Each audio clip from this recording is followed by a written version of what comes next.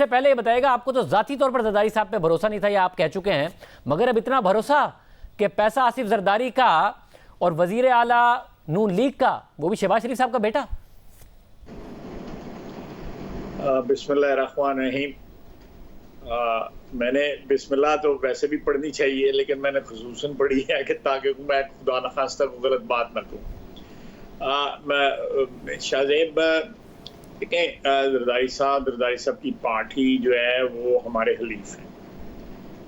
जिस तरह दूसरी पार्टियां हम उनके हलीफ हैं, वो हमारे हलीफ हैं। इसलिए और वो तमाम तर सियासी इख्तलाफात के बावजूद जो है एक मिनिमम एजेंडे के ऊपर हम इकट्ठे हुए जब वोट कॉन्फिडेंस का वक्त आया, और अल्लाह के फजल से उस इकट्ठे होने का नतीजा ये निकला कि हमने वोट कॉन्फिडेंस में कामयाबी जो है हासिल की। देखें, ये जो एक जंग के जो टैक्टिक्स होते हैं, चाहे वो इंतखाबी जंग हो या फसले की जंग हो, उसमें ये प्रिएम्प्ट करने के लिए ये जिस तरह बातें कर रहे हैं, आप देखें इमरान खान साहब, फवाद साहब और कौन किसी का नाम, आप भी 2 नाम और लिए, 4 नाम आपने लिए हैं जिन्होंने पीटीआई की तरफ से कहा है कि इतने पैसे ऑफर हुए हैं। 3 तो एमपीएस हैं, इसके अलावा इमरान खान, शहबाज गिल और फवाद चौधरी ने इल्जाम लगाया, एक ने 25 करोड़ का, एक ने 40 करोड़ का, एक ने 50 करोड़ का। जी हाँ, मैं कह रहा हूँ कि ये सब ने मुख्तलिफ रकम क्यों जो है एक ही पार्टी के हैं, एक ही पार्टी को ऑफर हुई है, तो ये रकम क्यों मुख्तलिफ है?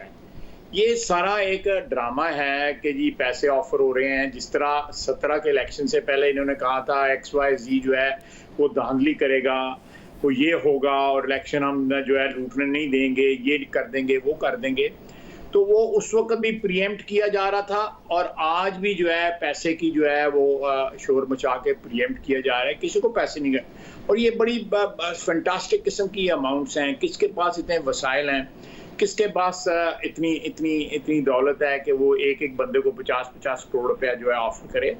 ये एक जंग का जो हरबे होते हैं, ये उसके तौर पे इस्तेमाल किया जा रहा है, और कोई बंदा इसके ऊपर यकीन नहीं करता। मगर ख्वाजा साहब, इसमें मसला ये है कि देखिए, उनके जितने लोग नाराज थे, अगर जिसके ऊपर भी वो माजी में कह चुके हैं कि उन्हें भी पैसा उन पर चलाया गया था, वो तो डी-सीट हो गए, उसके बाद बाई इलेक्शन लड़ लिया। ये तो वो लोग हैं ना उनके, जो कि उनके साथ खड़े रहे। तो अब अचानक उन्हें क्यों ख्याल आएगा, जब उन्हें नजर आ रहा है कि पंजाब में तो इमरान खान इतने पॉपुलर हो गए हैं कि बाई इलेक्शन में 16 सीटें निकाल गए हैं, तो 15 सीटें निकाल गए, तो फिर उन्हें क्यों अचानक ख्याल आएगा कि उन्हें अब जाके परवेज इलाही को वोट नहीं देना है और इमरान खान की बात नहीं माननी है? वो क्यों अपने सियासी मुस्तकबिल पर इतना बड़ा कॉम्प्रोमाइज करेंगे अगर पैसा नहीं है? देखिए, जो आपने बात की है उसके 2 पहलू। एक तो पहलू ये है कि जो पिछली दफा टोटल वोट लिए थे पीटीआई ने इन 20 सीटों के ऊपर, पीटीआई ने तकरीबन महज 2.25 लाख या 2.5 लाख वोट जो है उससे ज्यादा लिए है इस इलेक्शन में। हमने पिछली दफा जितने वोट लिए थे उससे हमने तकरीबन 1,85,000 या 83,000, तकरीबन 2.25 लाख आप कह सकते हैं ज्यादा वोट लिए हैं। हमारे पास जो है पिछली दफा इन हलकों में 7 के ऊपर हमारे पास कैंडिडेट ही नहीं थे, बाकी 13 के ऊपर हम हार गए। आज़ाद अराकीन जो है इसके ऊपर ज्यादा जीते। तो मैं समझता हूँ ये तो हमारी बहुत बड़ी कामयाबी है कि हमने इनरोड्स बनाए हैं, और 20 में से 5 सीटें इस वक्त हमारे पास हैं। तो इसलिए शिकस्त को या डिफीट का नाम इसको देना जो है, मैं समझता हूँ कि सरासर गलत है। मैं समझता हूँ कि हमने एक सीट या सीटें जो हैं जिनके ऊपर हमारा कोई मकाम नहीं था, हमने वहां पे मकाम बनाया है। मगर ख्वाजा साहब, मगर उसमें मसला ये है कि अक्सरियत तो नहीं है ना आपके पास। ऐसी सिचुएशन में अगर आप जबरदस्ती हमजा शहबाज को बनाएंगे वजीर आला, आप पैसे का डिनाई कर रहे हैं, मगर एक इंस्टेबिलिटी ही लेकर आएंगे। इमरान खान साहब फिर सुकून से तो नहीं बैठेंगे, तो ये दुरुस्त होगा ये जो करने जा रही है नून लीग पीपल्स पार्टी के साथ मिलकर? मेरी बात सुने, मैं उसका आर्गुमेंट आपको देता हूँ। देखें, परवेज इलाही साहब जो हैं, चौधरी साहब मोहतरम जो हैं, उनके पास 10 सीटें हैं, और 10 सीटों पे पीटीआई के अंदर जो रैंक एंड फाइल है उनका वो ये एक्सेप्ट नहीं कर रहा कि 10 सीटों वाला जो है चीफ मिनिस्टर हम बनाएं, वो अपना चीफ मिनिस्टर बनाना चाहते हैं।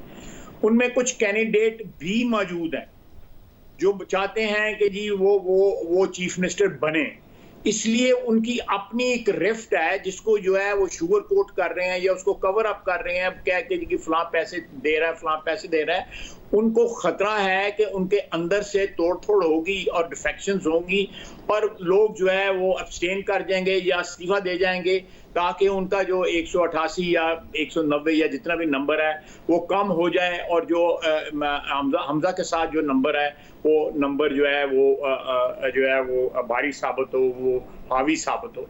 ये सारी गेम है, इसके अलावा और कोई गेम नहीं है। जो वजीर आला बनना भी चाहता है वो इमरान खान की इतनी बड़ी नाराजगी कैसे मोल लेगा, क्योंकि वो एनीवे डी सीट होगा और बाद में पीटीआई का टिकट उसको नहीं मिलेगा। पीटीआई का टिकट अब एक हॉट टिकट हो गया है पंजाब में, जो कि बाई इलेक्शन से नजर आ रहा है। तो वो इमरान खान की इतनी बड़ी नाराजगी मोल लेगा क्योंकि वो छुप तो नहीं सकता अगर एब्सेंट होगा। बड़े अदब के साथ जो है आपसे इस बात पे इख्तिलाफ करता हूँ।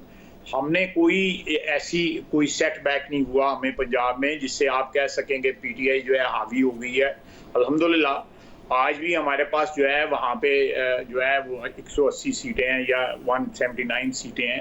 अल्हम्दुलिल्लाह ऐसी कोई बात नहीं है और आने वाले वक्तों में इंशाअल्लाह ताला जो है ये मैंने आपको अभी एग्जांपल दिया है कि हमने वोट ज्यादा लिए हैं पिछली दफा से। हमने हर सीट के ऊपर कंटेस्ट किया है। पिछली दफा इन 20 में से 13 सीटों पे कंटेस्ट किया था। तो इसलिए मैं समझता हूं कि ये आपका जो एनालिसिस है मैं उसे अदब के साथ इस दफा आपके साथ आजाद उम्मीदवार भी मौजूद थे ना, जिन्होंने आपको और पीटीआई दोनों को हराया था।